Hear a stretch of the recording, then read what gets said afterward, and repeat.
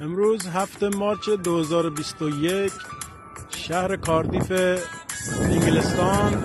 این ویدیو رو تقدیم میکنم به داش گلم، خواننده یار جنگی من، شهوار پلنگی من، داش وحید مرادی آملی، و همچنین تقدیم بچه های گل مازندران، تهران، لرستان، بختیاری و بچه های گل داخل انگلیس و اروپا.